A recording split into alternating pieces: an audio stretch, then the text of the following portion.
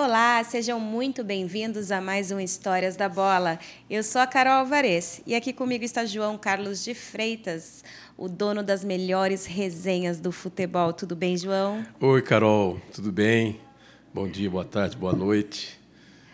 Para quem é de qualquer coisa aí. Exatamente. E mais uma, né? Vamos aqui. Bora para mais uma. Vamos suar a camisa de novo. Exatamente. Aqui. E hoje a nossa resenha vai ser uma homenagem, vai ser uma Isso, história engraçada. Exatamente. É uma resenha de recordação, de homenagem, né? De reconhecimento. Porque faz parte também, né? Com certeza. O nosso espectro aqui também ele envolve personagens, pessoas que fizeram a história do esporte, do rádio, da televisão, né? Porque nós somos de comunicação, então tudo tem a ver. Eu vou falar do Flávio Araújo. Flávio Araújo, que foi um cronista esportivo e nos deixou agora, né? Nos deixou essa semana aqui. 90 anos de idade, 90 anos, uma vida bem vivida, né? Sim. Claro que veio a tristeza, porque sempre que você perde alguém assim da sua proximidade, o Flávio era uma pessoa assim da nossa proximidade, mas de outro lado vem assim a reflexão, o reconhecimento e de repente uma lembrança, e para lembrar você tem que homenagear, né, para ficar marcado, puxa vida. Para eternizar mesmo. Essa pessoa marcou, ela tem uma contribuição, ela tem uma referência. E o Flávio é isso aí, o Flávio Araújo, né? É que a década de 60, Carol, ela foi marcada assim por tantas coisas, né? Até aquele...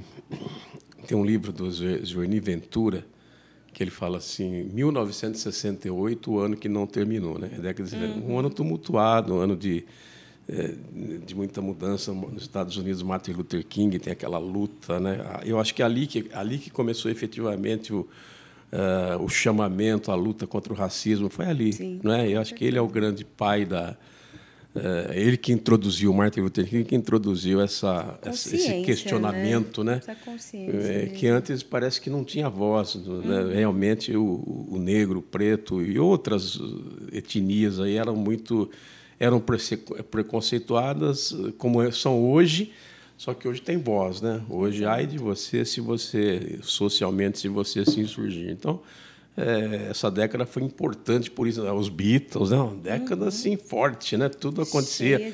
O Brasil futebolístico, que era sensacional, né? A gente foi bicampeão mundial. Nós tínhamos o Santos, que representava, era o maior time de futebol do mundo. E nós tínhamos o Pelé em grande auge, né? Em grande fase. Então, foi uma década importante. E a gente, eu sou dinossauro dessa... imagino. Formado assim, né? Grande parte da minha formação está aí nos anos 60. Eu me informava, me aculturava, vamos dizer assim, pelo rádio. Né? O rádio tinha uma importância na vida das pessoas, né? Porque era o grande veículo de comunicação. A televisão, o acesso era muito restrito, né? Eu mesmo, na minha casa, a televisão ela foi entrar no ano de 1963. E eu lembro, era moleque, eu tinha 8, 9 anos, né? E eu me lembro lá do vendedor em casa vender a televisão. Meu Deus do céu, meu pai ficou pensando uma semana, porque era pano daqui, pano, como é que vai fazer para pagar? Aí você dividir em quantas vezes fosse possível, né? Mas era preto e branco, né? Mas, nossa senhora, quem tinha uma televisão não precisava de mais nada, né? Exatamente. E eram muito poucas as pessoas. Então, o que mandava era o rádio. Né? E o rádio assim mesmo, o rádio de ouvir em casa, né? Tinha os rádios portáteis, né? Como hoje. Radinho de pilha, né? O radinho de pilha, isso mesmo. Eu mesmo, quando eu entrei no ginásio, naquela época, tinha isso. Você fazia... Aliás, a minha história tem muito a ver com essa fase, admissão ao ginásio. O meu presente, né, de estímulo que meu pai conseguiu comprar com muito custo, assim, foi um rádio de pilha. E esse rádio me acompanhou por tantos anos, né? E ali a vida nossa estava ali. E era uma coisa muito gostosa, né? Muito lúdica o rádio. Isso mesmo, lúdica, romântica e assim, era de aprendizado, né? Porque o rádio tocava muita música, claro, né? Mas tinha informação, tinha o entretenimento, já existiam aqueles programas assim que o locutor conversava enfim, né? Tinha muita riqueza, tinha muita riqueza. E o Flávio Araújo, ele é dessa época, né? Ele é dessa ninhada. Eu, por exemplo, me lembro bem, garoto. Chegava nas férias, sabe, Carol? As férias de julho, principalmente. Eu ia aqui na casa de uns tios que eu tenho. Eles moravam aqui perto de Pedreira. Era uma fazenda Sete Quedas, grande produtora de leite, né? Abastecia aqui. Nós tínhamos em Campinas a companhia Leco, que era um laticínio, né? E ali saiu o leite, né? Para distribuir leite A, B, etc. Sim. Saiu a manteiga, saiu o queijo. E essa fazenda entregava, né? Ela produzia e entregava aqui na Leco, mas era uma produção muito grande. Meus tios moravam lá, trabalhavam na roça. E eu adorava ir nas férias. Nossa, eu cresci lá. Todas as férias eu estava lá. Era cavalo, era você tirar leite da vaca. É você subir na... Você sabe que eu tive essa fase também, né? Você? Eu ia muito para Monte Azul, você né? tem tanto jeitinho de urbano, assim. Pois é, eu sou bem urbana hoje em dia, mas eu tive a minha fase, sim. Você teve essa... A nossa diversão, a minha e do meu irmão, né, quando a gente era bem criança, era ir para Monte Azul. Meus tios, que já moravam em Rio Preto, São José do Rio Preto, iam buscar a gente. Aí levavam para o sítio que tinha lá, que eles tinham, e a gente pegava os copinhos de plástico às 6 da manhã, colocava um pouquinho de achocolatado em pó, ia lá na teta da vaca pegar o leite quentinho. Eu costumo dizer para os meus netos, aí falo assim, vocês pensam que o leite nasce no saquinho, nasce na caixinha, né? Não. A vaca não dá o leite, porque muita gente pensa que a vaca dá o leite. Exato. Né? Você tem que ir lá e fazer, você tem que tirar o leite da vaca. Ela não dá o leite, não. E tem toda uma técnica, né? Exatamente. Para quem tiver interesse, aí é só visitar uma fazenda e pedir uma aula de tirar. E é difícil. Você não aprende assim da noite, que tem o jeito de pegar. Sim, não é mole, não. É um negócio bastante romântico, né? E nessa época era isso, pescar. Você pescou? Ixi, muito. Ir lá pegar a tilápia. Tilápiazinha. Pequena. Pescava com aquelas varinhas de bambuzinho. Você jogava assim, e a gente divertia pescando, e subir em árvore, buscar manga, buscar goiaba. Nossa, tudo isso, né? Essa era a infância. Mas o que eu fazia quando eu ia lá passar as férias no sítio? Eu levava meu radinho. E os jogos de futebol eram domingo e quarta-feira, né? Era geralmente isso, era domingo e quarta. Hoje que é jogo de segunda a segunda. Chegava no domingo, você tinha muita atividade no domingo, né? Apesar de ser um dia de descanso, mas na roça tem muita atividade. Principalmente as crianças brincavam muito, era muita brincadeira lúdica, brincadeira de inventar, porque não tinha brinquedo, tinha videogame, como é hoje, né? Era você criar mesmo os seus brinquedos. Então, a gente se ocupava quase que o domingo todo. Mas chegava na quarta à noite, eles dormiam bem cedo, né? E os jogos sempre começavam às 9 da noite. Esse é um praxe. A minha alegria era levar o radinho e ficar esperando o jogo do Santos, porque era tão romântico ouvir o Santos, né? E o jogo que eu já contei para você e para os amigos, e o jogo no rádio era outro jogo. Continua como continua até hoje, né? O jogo no rádio é outro, né? Tem um pouco mais de emoção. Você vai ver o jogo, nossa senhora, aí você ouve no rádio, pô, que legal que tá.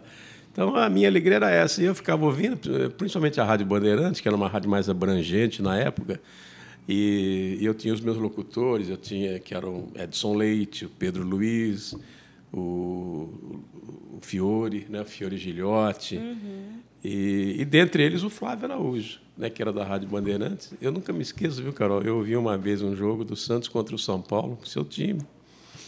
E o Pelé estava endiabrado aquela noite, não tinha jeito. Mas, que noite ele não estava, né? E arrebentou e coisa. O Santos ganhou de 5-2, né? Então, assim, eu ouvindo. E o Flávio Araújo, esse que nós estamos hoje conversando sobre ele que estava transmitindo, né? E ele tinha aquele gol assim esticado, né? Chutou Pelé para gol, né? Ele tinha um gol suave, assim, bem descrito. O Flávio tinha uma palavra bonita, ele tinha um vocabulário, um português assim muito nobre, chegava a aproximar assim do erudito, era um cara espetacular. Então, esse dia que o Santos ganhou do São Paulo, o Santos ganhou, eu ficava todo encantado, né? O Pelé. Aí, no dia seguinte, tinha o jornal. Saíam os jornais. Geralmente era Gazeta Esportiva. Então, eu ficava na banca e a Gazeta, ela, sempre na manchete dela, ela colocava o resultado do jogo, né? Assim, então, estava lá. Santos 5, São Paulo 2. Embaixo, a seguinte manchete. Esse Pelé é fogo, né? E uma exclamação, né? Esse Pelé é fogo. Nunca mais eu me esqueci daquela frase, esse Pelé é fogo. Quer dizer, definir assim uma coisa tão simples, tão né? Simples, era o Pelé. E hoje a gente tem tanta etiqueta na comunicação que você não vê mais uma frase dessa numa manchete, não né? vê, Capa. não. Os editores, muito difícil. Né? Eu acho que o Claudinho, nosso editor aqui, se você colocar uma, é capaz dele cortar. Ele corta. Ele é capaz dele. Não, vamos mudar essa frase aqui. Mas era assim que funcionava, né? E o Flávio, ele é dessa época, né? da década de 60. Agora, um fato marcante na minha vida, é isso que eu conto no texto, né? na crônica que a gente está lá aí no... Eu não sei nem o endereço direitinho, né? É Diário Campineiro. Diário Campineiro. .com.br. Então, quem quiser ler, vai lá. Eu conto essa passagem. O que aconteceu? Isso foi no dia 9 de maio de 1965. No Brasil, tínhamos o futebol, mas fora do futebol, o grande ídolo esportivo era Éder Joffre, principalmente aqui em São Paulo. Éder Joffre era pugilista. Espetacular, assim, campeão mundial, aquelas coisas todas. E ele era ídolo mesmo, sabe? Só para você ter uma ideia, toda aquela idolatria que nós tínhamos pelo Senna, né, que é fora do futebol, não precisa descrever aqui, acho que todo mundo viveu um pouquinho das coisas do Senna, do Ayrton Senna. Ou pelo menos já ouviu falar, né? Ou já ouviu falar. Eu às vezes tenho um pouco de medo, porque para mim é ali mesmo, né? Mas para tanta gente não tinha nem nascido, né? É verdade. Então tem tudo isso. Mas ele era idolatrado, né? O Ayrton Senna era idolatrado. O Éder Joffre, na época, era assim também. Nossa Senhora, tinha uma idolatria. E ele foi defender o título, ele era peso galo. E ele foi defender o título no Japão. E eu não sei por quê. Não, porque todas as lutas dele, as lutas que ele tinha eram aguardadas, né? Eram eventos mesmo, que você fica, pô, que dia que vai ser. Depois, mais tarde, a televisão passou até a transmitir, mas no início era o rádio. O rádio transmitia. Quando é que vai lutar o Éder? O Éder vai lutar em Los Angeles contra José Medel, que era mexicano, que era também... Lá estava o rádio, né, transmitindo tudo. E, nesse dia, a luta lá em Nagoya, que era a cidade que sediou, né, que acomodou a luta, quem foi transmitir foi o Flávio Araújo. E, naquela época, viu, Carol, você que conhece rádio também, que você já trabalhou em rádio, você sabe, por mais simples que seja o rádio, mas você tem que ter alguém trabalhando, né? Muita gente, Muita inclusive. gente. Aqui, por exemplo, nós temos o Du, né? E aqui não deixa também de ser um podcast, não deixa de ser um rádio televisado, vamos dizer, né? Um rádio com imagem. Então, é preciso muito aparato. E, olha, o Flávio transmitiu sozinho aquela luta. Não tinha comentarista, não tinha a parte técnica, os japoneses que montaram para ele lá as aparelhagens, etc. Enfim, né? Ele foi uma transmissão que, para o rádio, né, para quem acompanha o rádio, é marcante. Uma transmissão que ficou na história, né, das transmissões esportivas, das transmissões de modo geral no Brasil. E eu estudava aqui em Campinas, no Castorina Cavalheiro. Castorina Cavalheiro é perto de onde você mora. Ele fica ali na Rua Prefeito Passos, ali no Guanabara, sabe? Sim. Subindo a Avenida Brasil, subindo do lado esquerdo, né? É uma rua paralela. Lá está o Castorina Cavalheiro, que depois eu entrei no ginásio, né? Que eu fazia admissão, aí passou a ser Aníbal de Freitas, que hoje acho que está mais pertinho da sua casa, que está lá em cima, o Aníbal de Freitas. Está do lado da minha casa. Está do lado. A minha formação foi nesse colégio. Só que eu nesse tempo, né, 1965, eu fazia um ano para a admissão ao ginásio. O que era admissão ao ginásio? Era um curso que você se preparava para prestar um vestibular para entrar no ginásio. Hoje a meninada presta vestibular para a faculdade. Naquela época, não. Para você entrar no ginásio, no colégio estadual, claro, as vagas eram limitadas, você tinha que prestar um vestibular. E o ensino público era espetacular. Você brigava para ir para o ensino público, né? Tanto que tinha o vestibular. Hoje, o ensino público está, né, nessa decadência que nós estamos experimentando. Mas, naquela época, em Campinas, nós tínhamos o Culto à Ciência, a Escola Normal, a própria Aníbal de Freitas, o Vitor Meirelles, a Taliba Nogueira. Eram todos colégios cujos meninos iam lá estudar, e era um ensino, modéstia à parte, daqui a gente ralava. E, nesse dia, a luta foi de manhã, horário do Brasil, 9 horas da manhã, né? Vamos dizer, 9 da noite lá, na Goiás, 9 da manhã aqui.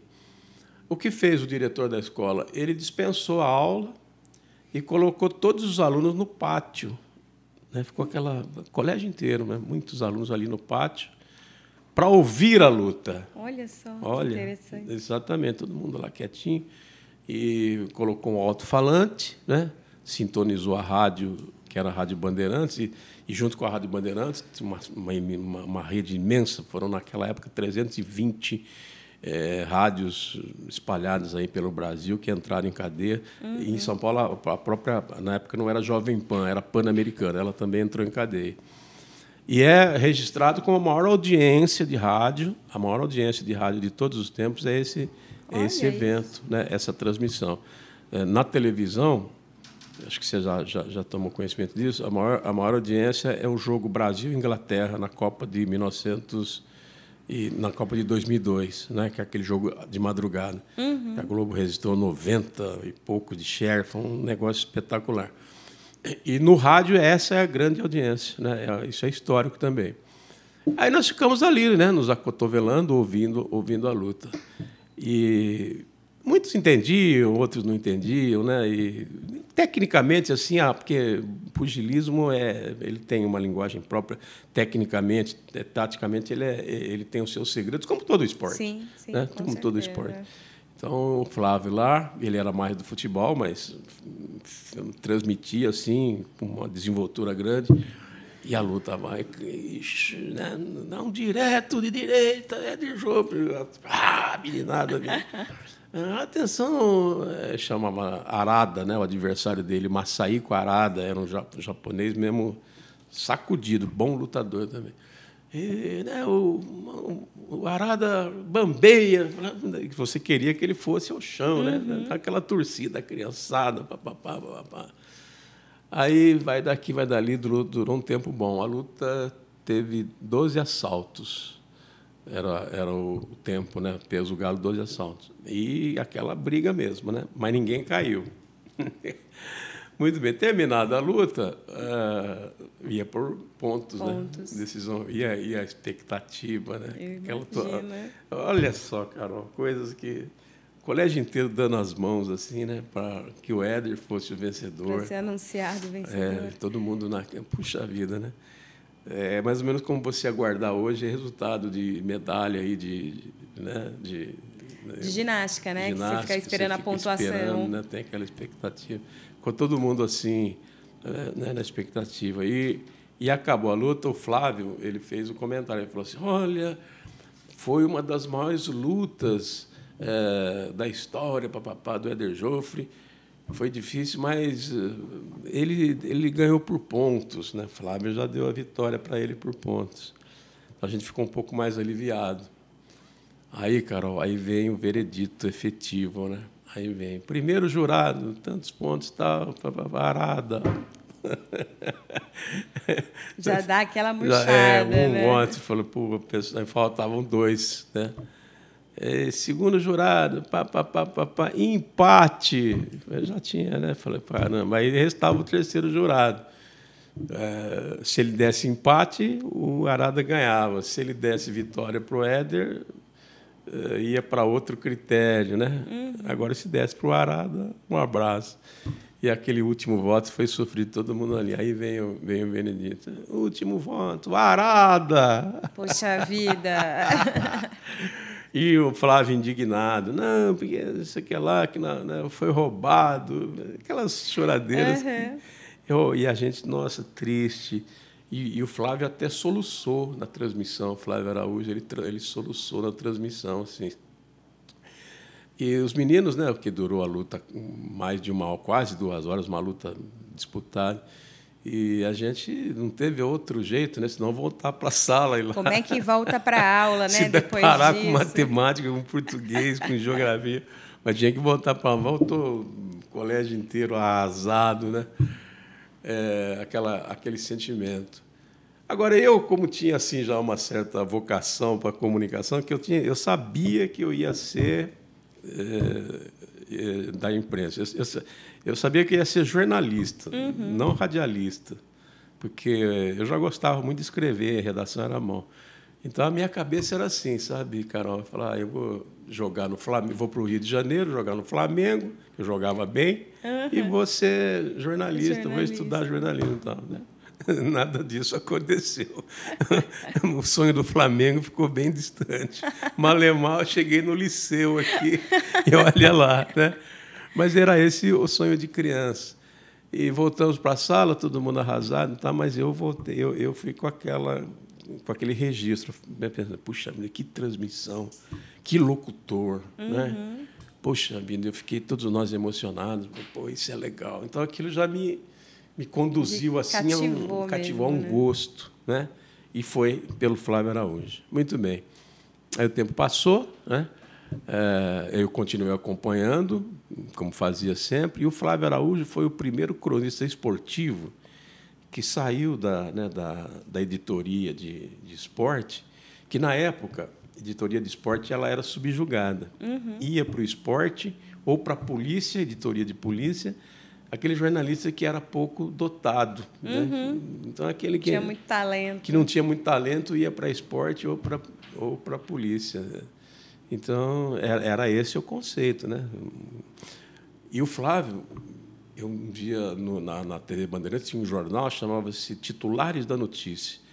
E era um jornal debatido, eram 13 jornalistas, né? Porque naquela época era Canal 13. Era TV Bandeirantes, Canal 13. Então, era um número emblemático lá, 13 jornalistas, assim, para debater política, economia mundial, enfim, né? Tudo isso que a gente vê hoje, esse jornal debatia. Era um jornal de nível, os melhores jornalistas mesmo do Brasil que estavam sentados naquela bancada. Tinha um deles chamado Alexandre Kadunki. Ele tinha uma frase que eu também jamais vou esquecer, né? E quero que você não esqueça também. Claro. A frase era assim, falava assim: o futuro do rádio e da televisão está na notícia. Mesmo porque só nós, jornalistas, anunciaremos o fim do mundo. Até me arrepia. Olha que coisa linda. Então, nós, jornalistas, é que vamos anunciar o fim do mundo. Está escrito. E quando eu vi o Flávio participar desse jornal, eu fiquei todo orgulhoso. Porque a minha praia era esporte, né? Era futebol, outros esportes, mas eu consumia muito mais a comunicação esportiva, tanto no jornal quanto no rádio, etc. Então, quando eu vi o Flávio ali, falei, caramba, hein? Porque eu sabia disso, eu sabia que no jornalismo noticiado, né? As outras editorias eram jornalistas com maior status. Então, aquilo eu falei, aí passei a respeitá-lo, falei, puxa, que jornalista. E foi, né? O tempo passou, até que o destino acabou fazendo o seguinte, né? Eu entrei na carreira, em 1980, vou fazendo. Chegou no ano 1994, isso mesmo, ou um pouco mais. O que aconteceu? Eu trabalhava na Rádio Educadora e o Flávio continuava na Rádio Bandeirantes. A Rádio Educadora e a Bandeirantes eram o mesmo grupo, que é o Grupo Bandeirantes. E, por essas e outras, o Flávio precisou mudar para Campinas por causa de um problema de saúde da esposa dele. Precisou sair lá da Poluição de São Paulo e ele veio trabalhar na Rádio Educadora. Ele veio trabalhar onde? Veio trabalhar comigo. Olha só. Veio trabalhar na minha equipe, assim, né? Imagina. E aí eu convivi com ele, assim, nossa, e ele me adorava, modéstia à parte. Eu também, eu tinha aquela idolatria por ele. Mas, Carol, ele era muito culto, muito inteligente, sabe? Interpretava muita coisa que você vê no jornalismo hoje, que eu acho, né? A carência, eu acho assim, às vezes a carência de vocabulário, a carência de palavras, às vezes eu acho que o jornalista de hoje está muito cartesiano, né? Preguiçoso, né? Por exemplo, muitos deles não têm interesse pela língua, sabe? Interesse em melhorar o vocabulário, enfim, dar um padrão melhor de comunicação. E o Flávio tinha tudo isso, sabe? Tinha uma polidez, era facilidade assim na construção das ideias, das palavras, para se expressar. Entonação, quando ele ia para o microfone, a entonação dele era perfeita, era um professor. Então, eu olhava tudo aquilo, aprendia, conversava, e acabou que ele assim, pegou confiança em mim, então ele contava coisas particulares, coisas assim, né, da pessoa. Enfim, ficamos amigos e aquilo marcou, tanto pela trajetória dele. Ele narrou 1000 gols do Pelé, né, em 69, ele que eu ouvi também. Enfim, tivemos essa convivência. Depois eu passei para a Rádio Central, encontrei com ele de novo, né? Ele também foi trabalhar na Rádio Central. Ficamos ali trabalhando na mesma função, né, de comentarista esportivo. Então a gente trocava muita ideia. E depois ele precisou ir embora, né? E o Flávio é interessante porque ele encerra a carreira no ar, sem mais, sem menos, sem nada de preparação, sem ninguém esperar. Durante um comentário na Rádio Central, ele aí falou assim: e esse é o meu último comentário, eu estou encerrando a minha carreira nesse instante. Foi Eu imagino o impacto, o impacto, né? Das pessoas. Era o Carlos Batista, que era o chefe da equipe, ficou, mas como? Não me avisou? Né? Que história é essa? Né? Ele tem contrato. Não, a minha carreira está encerrada. Então, encerrou definitivamente a carreira ali. Coragem, né? E depois ele foi lá para Presidente Prudente, que era a terra dele, foi lá morar numa chácara que ele gostava, para, enfim, né, viver a velhice, viver os últimos dias. Antes ele escreveu um livro chamado esse, que é do título, a crônica, que chama O Rádio, a Vida e o Futebol, né? E nesse livro, o livro está aí à disposição, O Rádio, a Vida e o Futebol. Ele conta a carreira dele, conta as coisas do rádio, conta as coisas da vida, que ele tinha muito conteúdo, né, de filosofia, de história de vida. Ele era espiritualista, né? Então ele também exacerba todo esse conteúdo. E, para mim, ficou esse legado. E né? No livro ele conta por que ele tomou essa decisão tão repentina? Então, João? não, porque quando ele escreveu o livro, ele estava na ativa, né? Ele ainda estava trabalhando. A despedida dele veio depois. Entendi. E a gente andou perguntando para ele, falou, não, fiquei com vontade. Porque sabe o que acontece, Só Carol? decidida, né? O que acontece é assim, sabe? Eu considero o Flávio, ele morreu agora essa semana, mas o nosso coração está vivo. Eu considero um gênio. E os gênios, eles são excêntricos. Eles não seguem a mesma linha lógica que o resto do mundo. Isso mesmo. Os gênios, eles são excêntricos. Eles parece que eles têm uma outra dimensão. É uma dimensão que às vezes a gente não alcança, é difícil alcançar. É a mesma coisa às vezes de autista, né? Eu tenho um irmão que ele é deficiente e dentre as deficiências ele tem autismo também. Então ele tem um mundo próprio, né? Tem uma dimensão própria e é uma dimensão que a gente não tem acesso. É quase que incompreensível, né? É muito diferente da convivência comum. Então, eu acho que baixou nele aquele minuto de genialidade. Falou, não, está encerrado. Chega, assim, bom já. E acabou sendo assim, de um modo impactante, né? Porque ele, repentinamente, falou, não, eu encerro a minha carreira. E depois a gente teve quase que contato, quando ele foi embora, quase que contato nenhum, a não ser por rede social, tudo. E aí a gente teve notícia da morte dele aos 90 anos. Mas a crônica serve assim para resgatar, para quem não conheceu, né? E também esse podcast nosso, para registrar a presença de uma pessoa que foi importante. Essa passagem importantíssima, né? Que não é assim badalado na crônica nacional, né? Como tantos que são aí, mas que para nós que somos jornalistas é uma pessoa importante. E para o jornalismo, né? Para os cursos de jornalismo, os meninos que estão se formando, enfim, para a nossa classe, ele representa muito, né? Então, a minha intenção foi essa, de passar um pouquinho da história dele, ou por outra, da minha relação com ele. Com certeza, muito bonito. Assim, foi até um jeito da gente também matar um pouquinho da saudade do rádio, né? Desse romantismo, dessa coisa lúdica que o rádio sempre trouxe para a gente. Eu lamento, né, tanto os meninos de hoje, né? Meu filho, por exemplo, que trabalha no rádio, né? O Carlão, o Carlão é radialista, é jornalista, mas trabalha no rádio. Mas o Carlão não viveu assim, né? Esse aprendizado, né? Essa coisa de ficar com o rádio, né? Com o radinho aqui, assim, ó, né? baixinho. Quer dizer, eu cito o Carlão, mas como tantos aí que eu vejo. Então, eu lamento que essa geração não tenha absorvido, apego, né? Não tenha vivido esse romantismo, que era realmente... O que acontecia, sabe, Carol? Era a excitação da imaginação. Com certeza. Né? Com certeza. Você era obrigado a imaginar, de um jeito ou de outro. É quase que uma leitura, né? Quando você pega um livro de romance, de história, que não seja algo técnico. Exatamente. Né? Você é obrigado a ir fazendo aquela cena. Aquele exercício, né? Ele obriga você. Não é como você pegar o celular, tá mastigado. Tem a imagem, tem o vídeo, tem o texto, tem a celular voz. é assim, ele é daqui para cá.